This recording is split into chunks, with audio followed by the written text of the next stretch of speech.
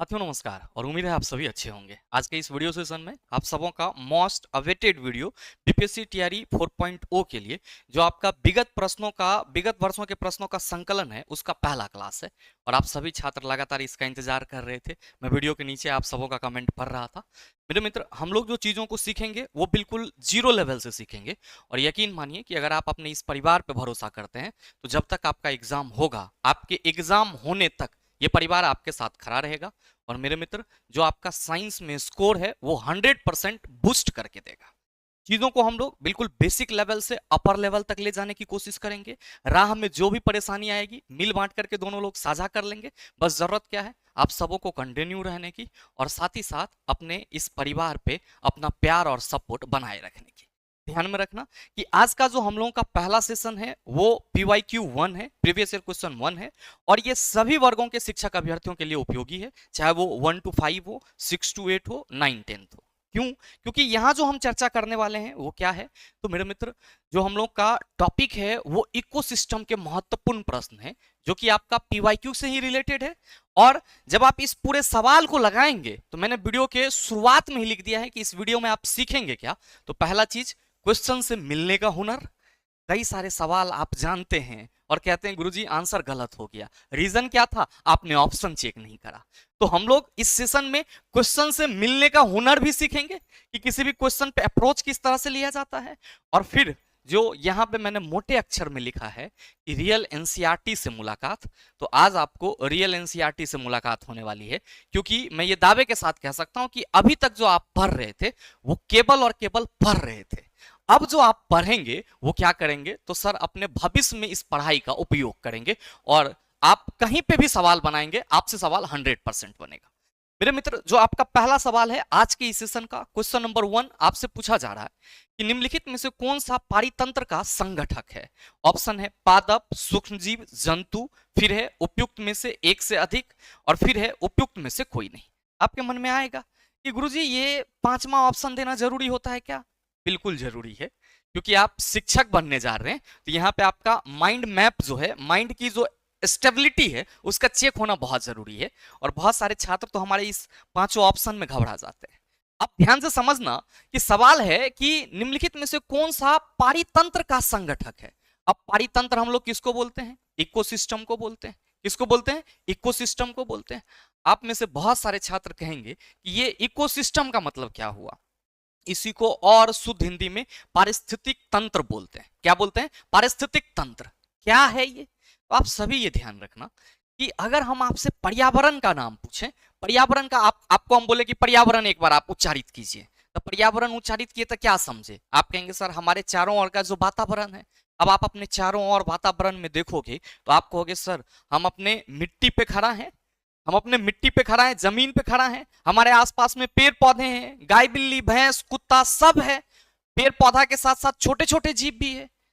तो मेरे मित्र आप सभी ये ध्यान रखना कि जब भी हम इकोसिस्टम या पारिस्थितिक तंत्र या पारितंत्र की चर्चा करते हैं, इन सभी का मतलब एक ही होता है और सीधा सा इसका मतलब होता है कि विभिन्न जैविक और अजैविक घटकों का जो एक संयुक्त रूप है।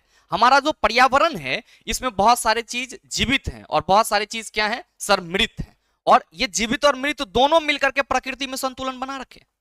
आपको ये ध्यान में रखना होगा कि जो मिट्टी है वो क्या है, आप कहेंगे मृत चीज है, मतलब फिजिकल फैक्टर है, भौतिक कारक है। अब हम बोल दें आपसे कि हवा, तो आप क्या कहेंगे? फिजिकल फैक्टर है। वर्षा, तो आप क्या कहेंगे? सर वर्षा में जान थोड़ी ना होता है। तो मैंने आपको सीधे एक लाइन में हमेशा ये ध्यान रखना है कि पारितंत्र का मतलब हुआ जैविक और अजैविक घटकों का तंत्र, यानी कि जैविक और अजैविक घटकों का समूह। ध्यान देना, क्या बोला मैंने?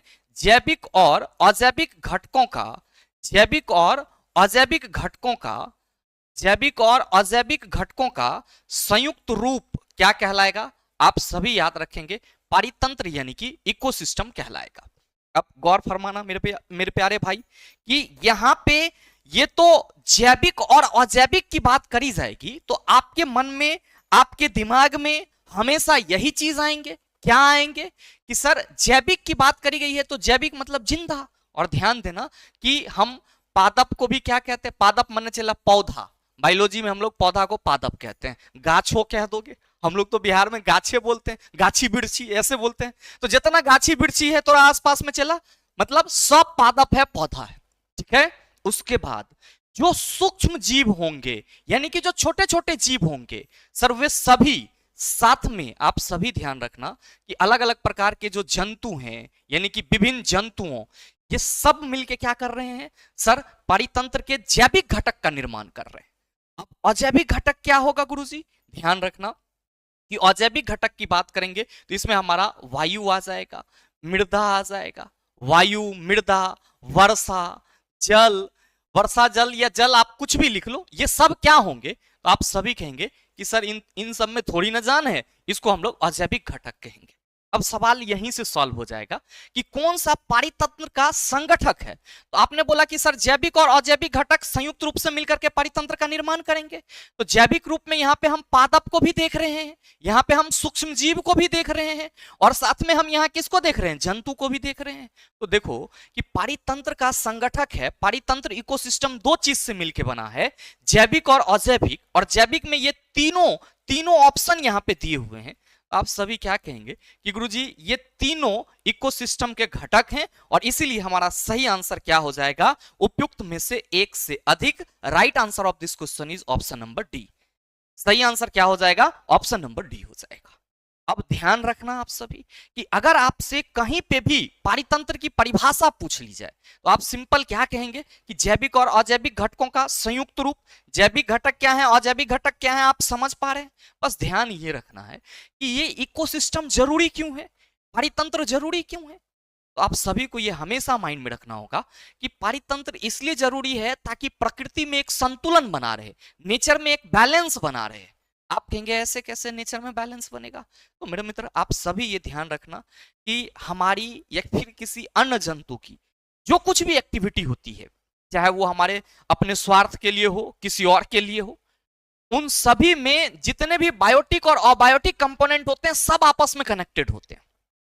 आप सांस लोगे तो वायु की जरूरत है आपको, वायु क्या है, अजैविक घटक है। चलोगे तो आपको जमीन की जरूरत है, जमीन क्या है आपका, आप कहेंगे सर अजैविक घटक है। अब आप भोजन करोगे तो आप भोजन करोगे, इसके लिए आप सर अलग अलग तरह के अनाज को उपजाओगे, और अलग अलग तरह के जो अनाज का पेड़ पौधा होगा वो कई अन्य जीवों का पेड़ पौधा, कई अन्य जीवों का आहार होगा।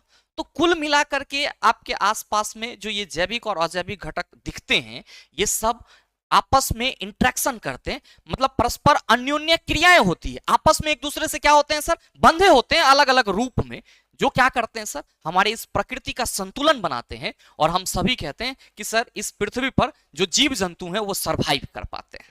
आप कहेंगे सर ये क्वेश्चन तो हमारा क्लियर हो गया। अगला सवाल देखिए क्या पूछ रहा है। अगला देखो क्या कह रहा है कि निम्नलिखित में से कौन सी गैस लैंडफिल से उत्पन्न होती है। अच्छा, यहाँ पे लैंडफिल किसको कहा जा रहा है, आप समझ रहे हैं। लैंडफिल का मतलब वो हुआ कि वैसा जगह जहां पे हम लोग कूड़ा कचरा का अंबार लगा देते हैं, मतलब कूड़ा कचरा फेंकने का एक जगह बना देते हैं। तो कह रहा है कि निम्नलिखित में से कौन सी गैस लैंडफिल से उत्पन्न होती है। पहला ऑप्शन है मीथेन, दूसरा है तरल पेट्रोलियम गैस, तीसरा है सल्फर डाइऑक्साइड, चौथा है उपयुक्त में से एक से अधिक, और पांचवा है आपका उपयुक्त में से कोई नहीं। What is the right answer of this question. Landfill की बात करी गई है। मैंने क्या बोला कि यहाँ पे कूड़ा कचरा आप बहुत सारी चीजें फेंकेंगे, और जब कूड़ा कचरा वगैरह सारी चीजें रहेगी तो जाहिर सी बात है कि उसमें बहुत सारे लिक्विड प्रकार के भी वेस्टेज मटेरियल होंगे, मतलब तरल प्रकार का भी आपका कोई कचरा होगा, जैसे कि कोई अन्य अपशिष्ट मटेरियल या अपशिष्ट पदार्थ उसको बोल लो। तो मेरे मित्र जब कचरा दबते दबते चला जाएगा, कचरा का पूरा अंबार हो जाएगा लैंडफिल में, तो उस स्थिति में क्या होगा कि जो उसका दलदली इलाका है, क्योंकि कचरा के ढेर के पास जाएंगे तो आपको बहुत सारा ऐसा इलाका दिखेगा जो दलदल कर रहा होता है। तो जल दलदली इलाका होता है, मरसी इलाका होता है, वहां पे क्या होता है एनारोबिक मतलब प्रोसेस के थ्रू, अवायवीय प्रक्रिया के थ्रू, क्योंकि वहां पे तो ऑक्सीजन डायरेक्टली उसको मिलेगा नहीं, तो वो जो दलदला मटेरियल होता है या अन्य जो पदार्थ होते हैं वेस्टेज अपशिष्ट, वो किस में बदल जाते हैं, मीथेन में बदल जाते हैं। किस में बदल जाते हैं, मीथेन में। और हमेशा ये याद रखना कि मीथेन को मार्स गैस इसलिए कहा जाता है क्योंकि ये मरसी यानी कि दलदली इलाके, वेटलैंड्स जो भीगे हुए इलाके होते हैं वहां पे उत्पन्न होते हैं। इसलिए तो हम लोग कहते हैं कि जो अभी धान का खेत, मतलब धान का जो खेत होता है उसमें पानी लगा हुआ रहता है, और धान की खेती के लिए पानी आप कहेंगे बहुत जरूरी है, बहुत नीड है। अब ध्यान देना कि धान का खेत दलदली इलाका होता है, और आपके एग्जाम में सवाल पूछा जाता है निम्न में से कौन सी गैस धान के खेत में रिलीज होती है, तो धान का खेत दलदली इलाका यानी कि मर्सी एरिया, तो आप कहेंगे धान के खेत से भी क्या होती है सर मीथेन गैस रिलीज होती है। लैंडफिल में भी मर्सी इलाका होगा जहां एनारोबिक प्रोसेस होगा और कौन सी गैस रिलीज होगी, आप सभी कहेंगे कि गुरुजी मीथेन यानी कि CH4 रिलीज होगी। इसीलिए हमारे इस क्वेश्चन का सही आंसर ऑप्शन नंबर ए हो जाएगा। चलो आंसर तो हो गया, आंसर तो हो गया। अब आंसर के अलावे जो आपके क्वेश्चन में बात करी जा रही है तरल petroleum gas sulphur dioxide, sir ये क्या है, और साथ ही ध्यान रखना कि मीथेन से 2-3 सवाल कॉमन रूप में आपसे पूछे जाते हैं। पहला, आप सभी याद रखेंगे कि इसी मीथेन को मार्स गैस के नाम से भी जाना जाता है, इसी मीथेन को मार्स गैस के नाम से भी जाना जाता है। और साथ ही ध्यान रखना कि इस मीथेन को CH4 को प्राकृतिक गैस के रूप में भी जाना जाता है, यानी कि नेचुरल गैस का भी एग्जाम्पल अगर आपसे पूछ लिया जाए तो आप सभी कहेंगे सर मीथेन को ही रखेंगे, यानी कि CH4 को ही रखेंगे। अब नेक्स्ट है तरल पेट्रोलियम गैस। अब ध्यान देना कि हम लोग जो गैस यूज कर रहे हैं, जैसे कि LPG की बात करें तो लिक्विफाइड पेट्रोलियम गैस, द्रवीभूत पेट्रोलियम गैस बोलते हैं हम लोग। क्या कहेंगे, लिक्विफाइड, लिक्विड पेट्रोलियम गैस नहीं, कई सारे छात्र गलती करते हैं, liquefied petroleum gas. CNG compressed natural gas, PNG pipe natural gas. अब ये ध्यान रखना आप सभी कि ये जो गैस होते हैं ये कहां से निकलते हैं, तो आप सभी कहेंगे सर जमीन के नीचे से निकलते हैं, बिल्कुल निकलते हैं, लेकिन जमीन के नीचे से कहां से, तो आप सभी ये ध्यान रखना कि जो पेट्रोलियम सब्सटेंसेस निकाला जाता है, यानी कि जो तेल की कुआं बनाया जाता है, मतलब तेल का कुआं उसको बोलेंगे जहां पे तेल मिल गया, समुद्री इलाका का वैसा एरिया जहां पे तेल मिल गया और वहां से आप तेल निकाल रहे हो तो वो तेल का कुआं हो जाएगा। लेकिन जब हम लोग उस तेल की कुआं की खोज कर रहे होते हैं कि यहाँ पे तेल है, पेट्रोलियम ऑयल है, तो जो मशीन होता है, डिटेक्टर होता है, जब वो नीचे जाता है तो वो क्या करता है, जो नीचे के परत होते हैं उसमें होल करता है, और होल करने के उपरांत जो सबसे पहले मटेरियल बाहर आता है वो क्या होती है सर, वो गैस होती है। क्या होती है, गैस होती है। तो पेट्रोलियम ऑयल को प्राप्त करने के दौरान तेल के कुआं से तेल निकालने से पहले जो आपका गैस बाहर निकलता है उसको हम लोग पेट्रोलियम गैस के रूप में देखते हैं। किस रूप में देखते हैं, आप सभी कहेंगे पेट्रोलियम गैस के रूप में देखते हैं। ध्यान रखना कि ये जो पेट्रोलियम सब्सटेंसेस हैं इसका निर्माण कैसे होता है, तो मैंने एक बात बोला कि समुद्री एरिया का मतलब कोस्टल एरिया, जो तटीय क्षेत्र होते हैं वहां पे आपको जो मतलब तेल का कुआं वगैरह वो डिटेक्ट होता है, देखने को मिलता है। ऐसा क्यों, क्या रिलेशन है सर समुद्र से पेट्रोलियम सब्सटेंसेस का? रिलेशन ये है कि पेट्रोलियम सब्सटेंसेस जो बनेगा वो समुद्री जलीय जीव जंतु के सड़ने गलने या मृत होने से बनेगा। क्या मामला है, मामला ये है कि आप सबों को मालूम है कि जो भी वाटर बॉडीज होते हैं, मींस जो भी नदी नाला तालाब ये होते हैं, इसको हम लोग वाटर बॉडीज के रूप में रेफर करते हैं। इसमें आप देखते होंगे कभी मछली रहता है, कभी मेढक रहता है, कभी कुछ रहता है, कभी कुछ रहता है। मतलब कहने का ये हुआ कि बहुत सारे जीव जंतु भी जलीय जलीय मतलब कह सकते हो जो बॉडीज होते हैं उसमें अवेलेबल होते हैं। ठीक इसी तरीके से समुद्र में भी होते हैं, समुद्री पौधे होते हैं, समुद्री जीव होते हैं।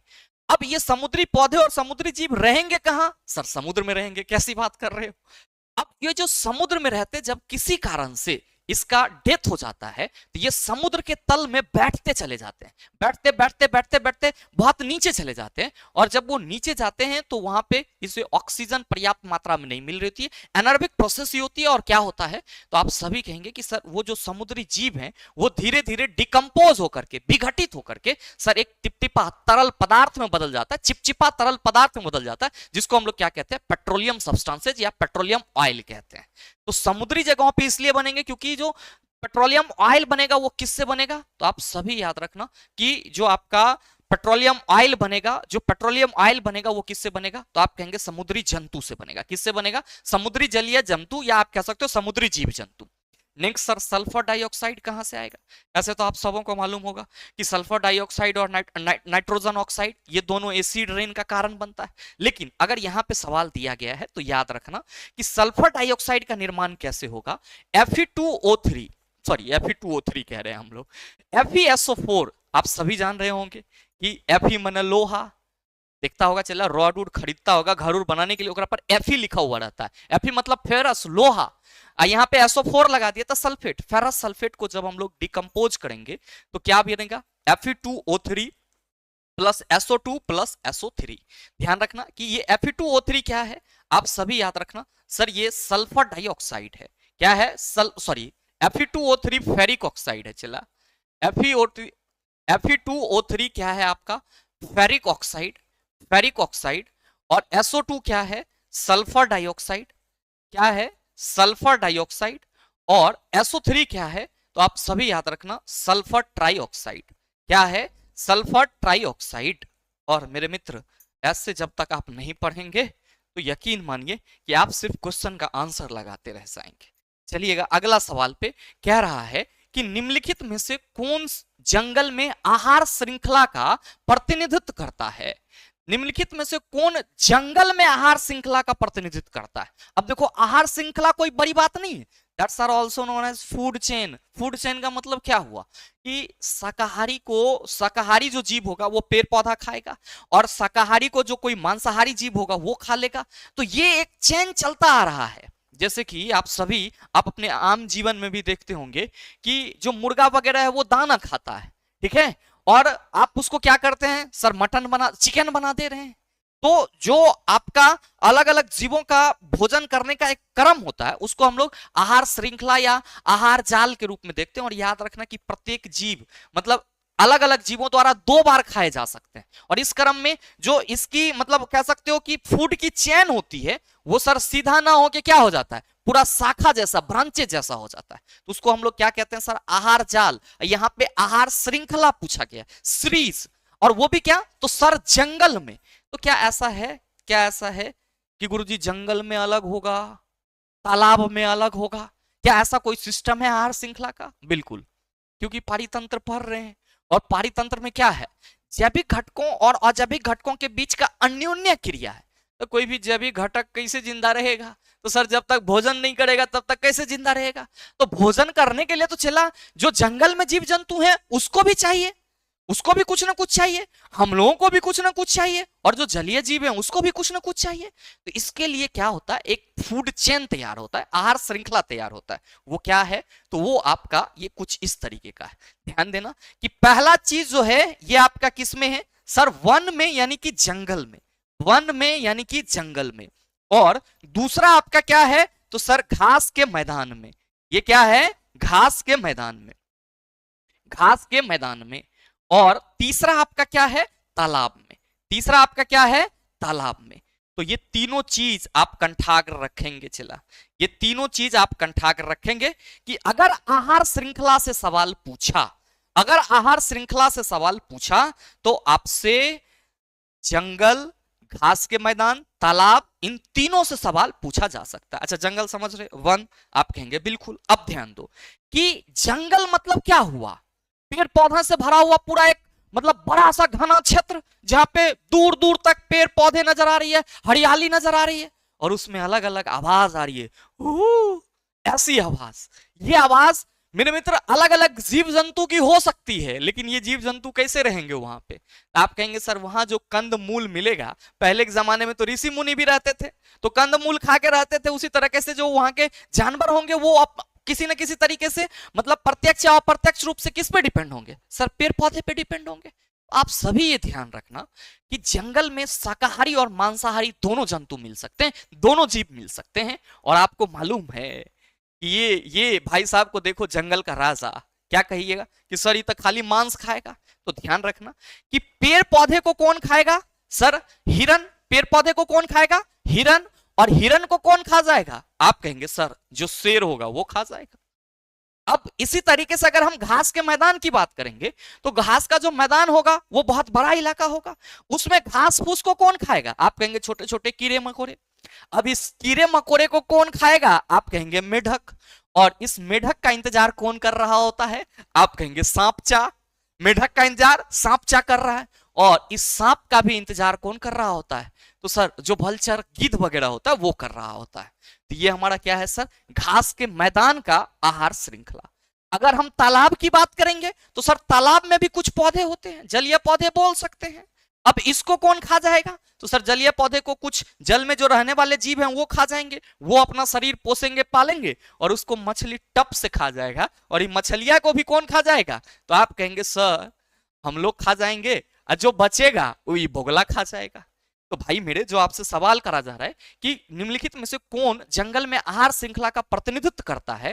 पहला है पादप, मेढक, सांप। आप कहेंगे सर पादप, पादप को मेढक कभी खाएगा ही नहीं।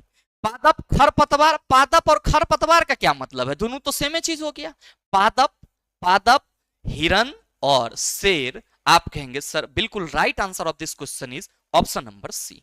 नेक्स्ट सवाल, क्वेश्चन नंबर 4 आपसे कह रहा है कि पर्यावरण में प्लास्टिक डैश की क्रिया द्वारा विघटित नहीं होगा। अब ध्यान से पढ़ना इस क्वेश्चन को। कह रहा है कि पर्यावरण में प्लास्टिक डैश की क्रिया द्वारा विघटित नहीं होगा। मृतोपजीवी, परजीवी, जीवाणु, उपयुक्त में से एक से अधिक, उपयुक्त में से कोई नहीं। अब बहुत सारे हमारे मित्र होंगे जो इस क्वेश्चन का आंसर तो बहुत सटीक तरीके से जान रहे हैं, लेकिन 5 ऑप्शन में यहां पे कंफ्यूज होंगे, जबकि मेरे मित्र कंफ्यूज होने की जरूरत नहीं है।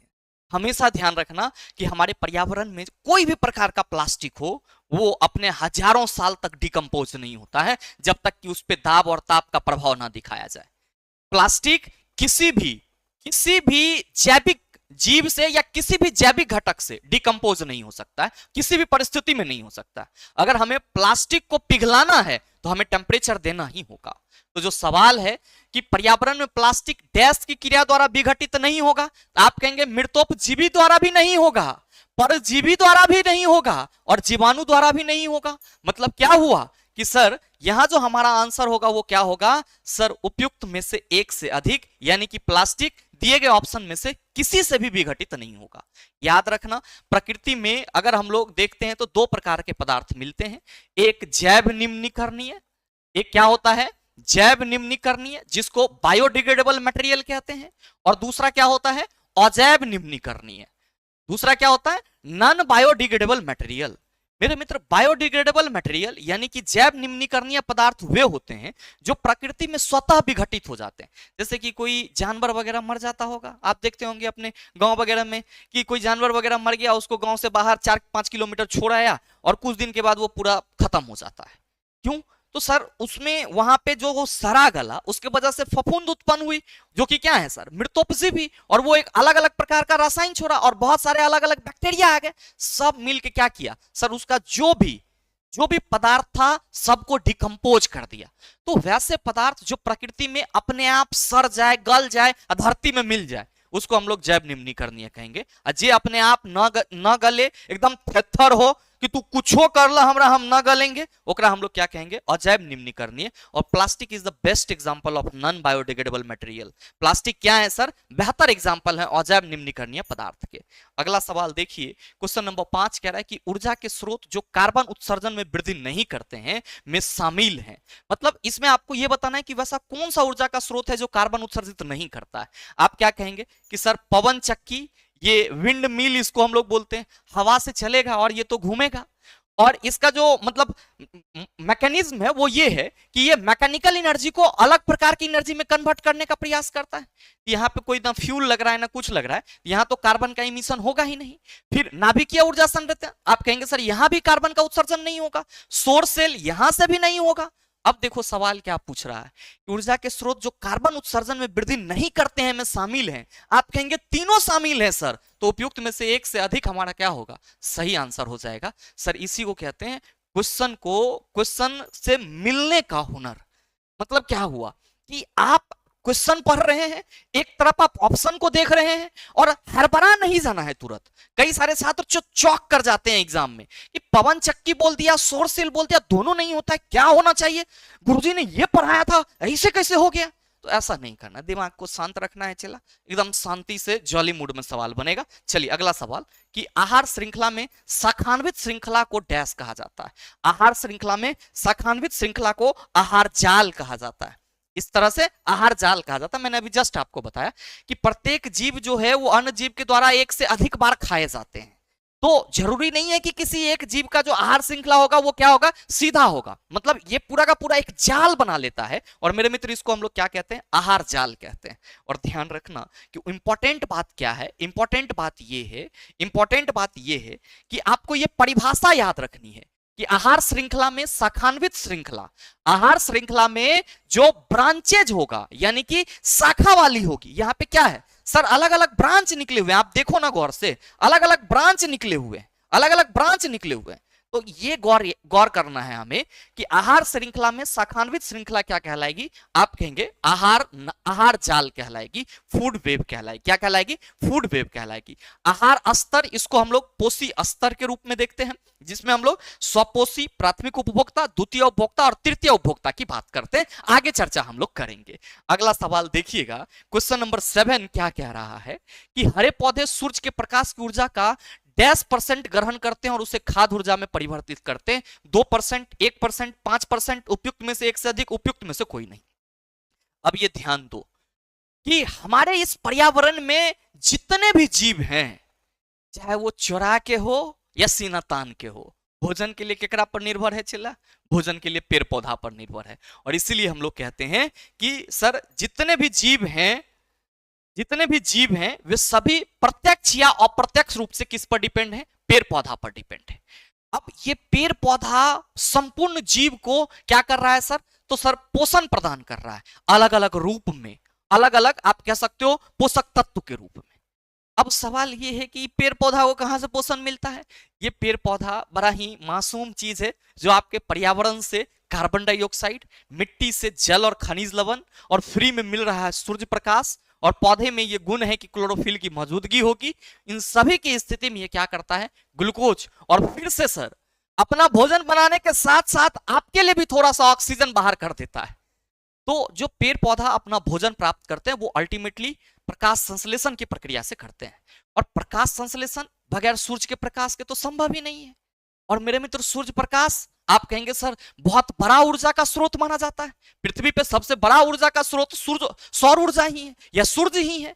अब ध्यान देना कि जो आपका हरा पौधा होता है, जो आपका हरा पौधा होता है, जो प्रकाश संश्लेषण की प्रक्रिया करता है, जिसमें 6CO2 प्लस 6H2O आपस में जुड़ करके किसकी उपस्थिति में?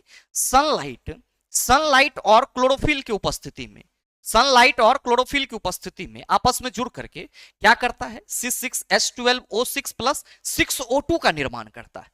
तो ये जो C6H12O6 बना है, ये ग्लूकोज प्रकाश संश्लेषण प्रक्रिया है, और ये ग्लूकोज जो है पौधे का क्या है? मुख्य उत्पाद, मेन प्रोडक्ट है। अब पौधे ने क्या करा? पौधे ने करा कि सर प्रकाश संश्लेषण प्रक्रिया में सौर ऊर्जा का उपयोग करके अपना ऊर्जा बनाया। अब इस प्रकाश संश्लेषण प्रक्रिया के उपरांत जो पौधे को ऊर्जा मिली है वो कितना ऊर्जा हो सकता है? आप कहेंगे गुरुजी ये तो 100% ग्लूकोज उसी के पास रहेगा। नहीं मेरे मित्र, यहाँ पे जो ऊर्जा की बात करी जा रही है वो प्रकाश ऊर्जा के ग्रहण करने की बात करी जा रही है। जो इसको 100% सोलर एनर्जी मिला प्रकाश संश्लेषण प्रक्रिया के लिए, और उसके थ्रू जो इन्होंने ये ग्लूकोज बनाया, ये आप कह सकते हो पूरे सोलर एनर्जी का मात्र 1% होगा। कितना? मात्र 1%। तो जो सवाल आपसे कहा जाए कि हरे पौधे सूर्य प्रकाश की ऊर्जा का %% ग्रहण करते हैं और उसे खाद्य ऊर्जा में परिवर्तित करते हैं, तो सूर्य के टोटल सोलर एनर्जी का वो केवल और केवल 1% ही क्या करता है सर? खाद्य ऊर्जा में, यानी कि अपने भोजन की ऊर्जा में तब्दील कर पाता है। और इसीलिए सही आंसर ऑप्शन नंबर बी हो जाएगा। अब याद रखना आप सभी कि जो पेड़ पौधा है उसको भी कौन खा लेगा? आप कहेंगे जो शाकाहारी जीव जंतु होंगे वो खा लेगा। अब पेड़ पौधा को जो शाकाहारी जंतु खाएगा तो उसको भी तो ताकत मिलेगी, बिल्कुल मिलेगी। तो मेरे मित्र जो आपका पोषी स्तर होता है उसमें प्रत्येक स्तर को अपने जो खाने वाले स्तर होते हैं उससे मात्र 10% ऊर्जा होता है ट्रांसफर, यानी कि प्रत्येक पोषी स्तर पर केवल और केवल 10% कार्बनिक, यानी कि आप कह सकते हो बायो एनर्जी का हस्तांतरण होता है, ट्रांसफॉर्मेशन होता है। जबकि सूर्य प्रकाश का केवल 1%, मतलब टोटल एनर्जी का 1% हरा पौधा क्या कर पाता है? तो सर अपने भोज्य पदार्थ में, यानी कि खाद्य पदार्थ की ऊर्जा में तब्दील कर पाता है। अगला सवाल देखिए, क्वेश्चन नंबर 8, आहार श्रृंखला में प्रथम पोषी स्तर पर मौजूद होते हैं। प्रथम पोषी स्तर की बात करी जा रही है तो हमेशा याद रखना स्वपोषी। सर ये क्या है? पहले तो इसका आंसर ऑप्शन नंबर सी क्या है? तो मेरे मित्र ये आपका पोषी स्तर है। ध्यान रखना कि अलग अलग जीवों के पोषण, भोजन करने के स्टाइल पे ये बटा हुआ है। ध्यान देना कि यहां पे उत्पादक की बात करी जा रही है, और उत्पादक की नजर से हम किसको देखेंगे? सर सभी हरे पौधे किसके अंतर्गत आएंगे? आप सभी कहेंगे उत्पादक के अंतर्गत आएंगे।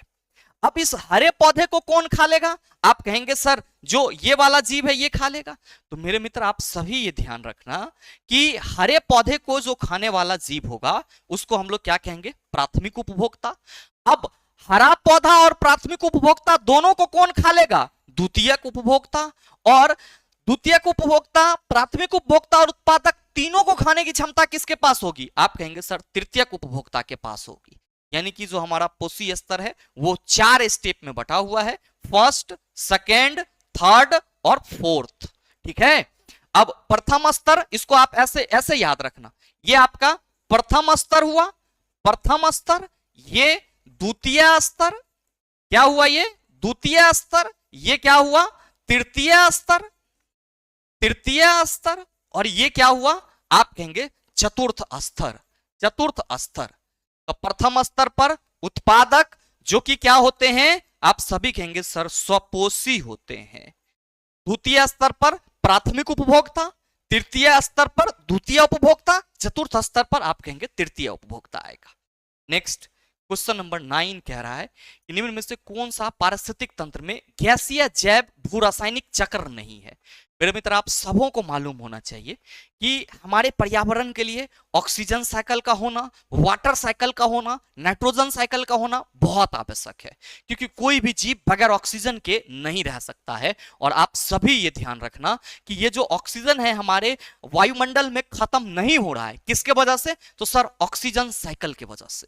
ध्यान देना कि नाइट्रोजन प्रत्येक जीव के लिए जरूरी है, न सिर्फ मनुष्यों के लिए बल्कि पेड़ पौधे के लिए भी जरूरी है, और यह भी खत्म नहीं होता है, किसके वजह से? सर नाइट्रोजन साइकिल के वजह से। लेकिन हमारे इस पारिस्थितिक तंत्र में फास्फोरस चक्र यानी कि फास्फोरस साइकिल की कोई उपयोगिता नहीं होती है, इसीलिए सही आंसर हमारा ऑप्शन नंबर सी हो जाएगा। क्यों? क्योंकि पूछ रहा है कि कौन सा पारिस्थितिक तंत्र में गैसीय जैव भू रासायनिक चक्र नहीं है, हम कहेंगे फास्फोरस चक्र।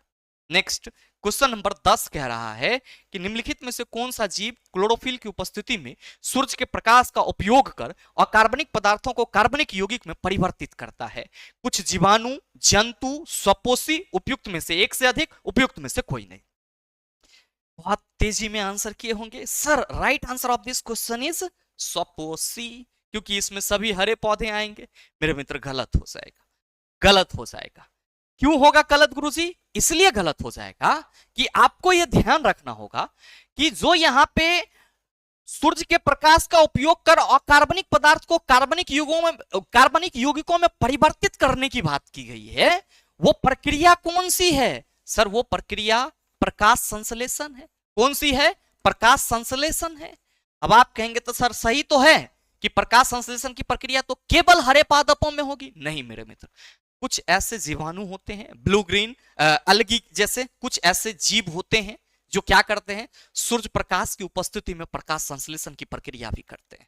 और आपको यह ध्यान रखना होगा कि हरे पादप और कुछ ऐसे जीवाणु जो क्या करते हैं? सब प्रकाश संश्लेषण की प्रक्रिया को करते हैं। तो जो भी प्रकाश संश्लेषण की प्रक्रिया करेगा वो carbon dioxide, water, carbon dioxide और वाटर यानी कि अकार्बनिक पदार्थ से C6H12O6 ग्लूकोज कार्बनिक पदार्थ बनाने की कोशिश करेगा। तो वही तो कह रहा है कि सूर्य प्रकाश का उपयोग कर अकार्बनिक पदार्थों को कार्बनिक यौगिकों में परिवर्तित करता है। तो आप कहेंगे ये प्रकाश संश्लेषण के थ्रू होगा, और प्रकाश संश्लेषण न सिर्फ केवल हरे पादपों में होगा, हरे पौधे में होगा, बल्कि कुछ जीवाणुओं के द्वारा भी किया जाएगा। तो जाहिर सी बात है कि हमारे इस क्वेश्चन के लिए एक से अधिक आंसर क्या है? सही है। इसीलिए राइट आंसर हमारा ऑप्शन नंबर डी हो जाएगा। Right answer option number D हो जाएगा। अगला सवाल क्वेश्चन नंबर 12 आपसे कह रहा है कि प्रत्येक पोषी स्तर पर गैर अपघटनीय रसायनों के लगातार रासायनिक संचय की प्रक्रिया को डैश के रूप में जाना जाता है। रूपात्मक आवर्धन, तापजनक आवर्धन, जैविक आवर्धन, उपयुक्त में से एक से अधिक, उपयुक्त में से कोई नहीं। ध्यान रखना कि यहां पे रासायनिक संचय की प्रक्रिया की बात करी जा रही है। अगर आसपास आपके आसपास में कोई तालाब हो और उस तालाब के मछली का आप बराबर उपयोग करते हो, और उस तालाब में किसी फैक्ट्री या इंडस्ट्रीज आसपास में हो, उसका गंदा जल बह रहा हो, तो आप सभी कहेंगे बहुत सारी ऐसे विषाक्त पदार्थ होगी जो उस तालाब में बहेगी, जिसका सेवन उस तालाब के मछली के द्वारा किया जाएगा। अब उस तालाब के मछली का सेवन हम लोग करेंगे तो जो विषाक्त पदार्थ था वो क्या हुआ? तो सर इनडायरेक्टली रूप में हमारे भी शरीर में आ गया, और इस तरह से जो किसी भी गैर रासायनिक पदार्थ का हमारे बॉडी में या किसी जीव के बॉडी में संचयन होता है, इसको हम लोग क्या कहते हैं? जैविक आवर्धन यानी कि बायोलॉजिकल मैग्निफिकेशन कहते हैं। क्या कहते हैं? जैविक आवर्धन यानी कि बायोलॉजिकल मैग्निफिकेशन। नेक्स्ट सवाल क्वेश्चन नंबर 13 आपसे कह रहा है कि मैथमोग्लोबिनेमिया निम्नलिखित में से किसे दूषित पानी पीने के कारण होता है? कैडमियम, फॉस्फेट, नाइट्रेट, उपयुक्त में से कोई नहीं। अब कई सारे छात्र तो ऐसे होंगे जो ये इतना बड़ा नाम पढ़ के हड़बड़ा गए होंगे कि सर ये मैथमोग्लोबिनेमिया क्या है? मेरे मित्र ध्यान रखना कि इस बीमारी को हम लोग बेबी ब्लू सिंड्रोम या ब्लू बेबी सिंड्रोम कहते हैं। क्या कहते हैं? Blue baby syndrome. Blue baby syndrome. Sir ये क्या है ब्लू बेबी सिंड्रोम? मेरे मित्र ध्यान रखना कि ब्लू बेबी सिंड्रोम ऐसा मतलब सिंड्रोम है, ऐसा बीमारी है जिसमें जो नया बच्चा होता है उसका जो स्किन है वो कैसा दिखता है? सर नीला नीला जैसा दिखता है, और ब्लू का मतलब भी नीला होता है। तो मेरे मित्र इसको हम लोग क्या कहते हैं? ब्लू बेबी सिंड्रोम कहते हैं। किसको? मैथमोग्लोबिनेमिया। क्या कहते हैं? मैथमोग्लोबिनेमिया। अब ध्यान रखना आप सभी कि ये जो ब्लू बेबी सिंड्रोम है ये किसके कारण होता है?